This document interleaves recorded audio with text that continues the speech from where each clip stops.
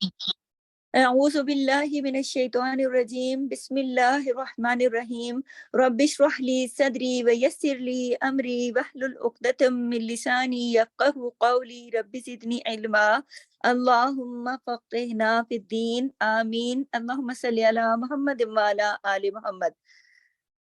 جیسا کہ آپ سب کو معلوم ہے کہ ابھی ماشاءاللہ اللہ تعالیٰ نے ہماری زندگی میں رمضان شریف لایا، اور رمضان شریف کے بعد اب ہم شوال سے گزر رہے ہیں۔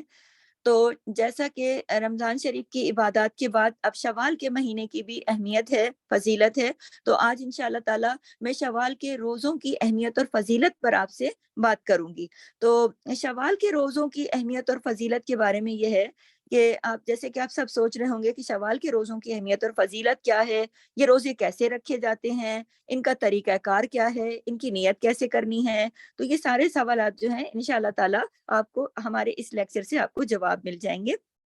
دیکھیے، شوال کے روزوں کی اہمیت فضیلت جو ہے وہ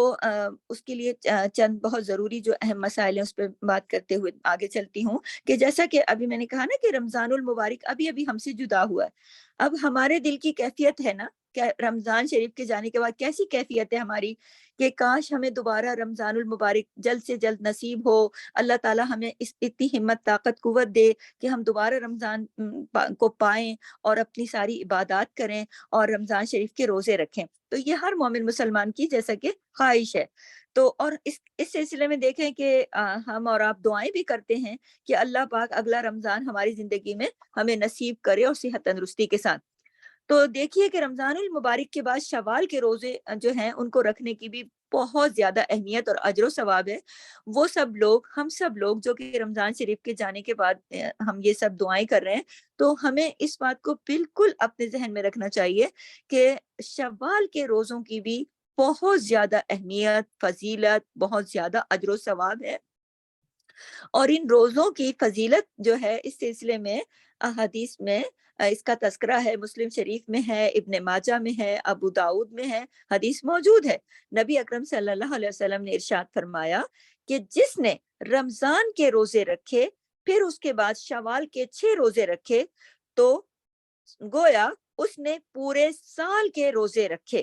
تو آپ یہ فضیلت دیکھیے کہ نبی کریم فرما رہے ہیں کہ جس نے رمضان المبارک کے پورے روزے رکھ لیے، اس کے بعد اس نے شوال کے 6 روزے رکھے، تو نبی اکرم صلی اللہ علیہ وسلم کے فرمان کے مطابق اس شخص کو پورا سال روزے رکھنے کا اجر و ثواب حاصل ہوگا انشاءاللہ۔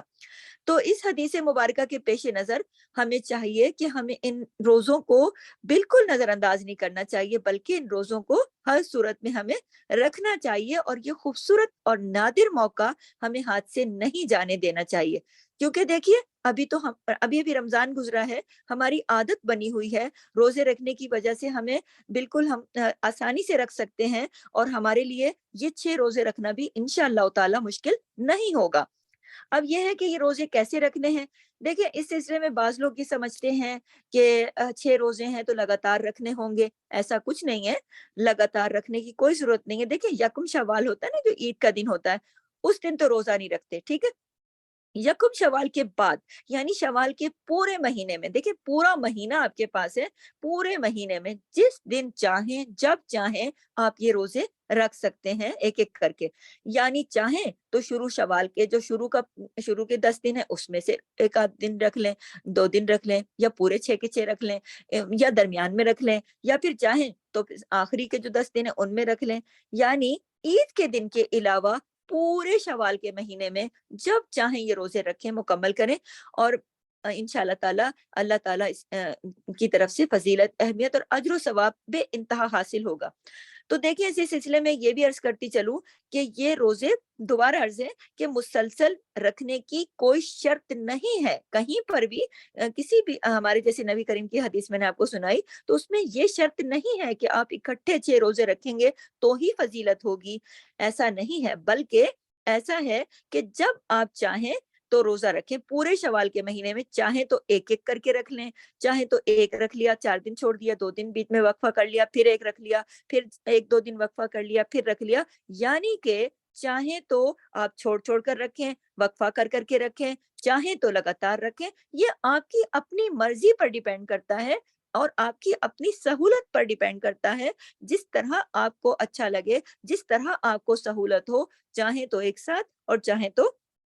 وقفہ دے دے کر اپنے روزے مکمل کریں۔ شرط کیا ہے کہ 6 روزے مکمل ہونے چاہیے۔ کون سے مہینے میں؟ شوال کے، عید الفطر کے۔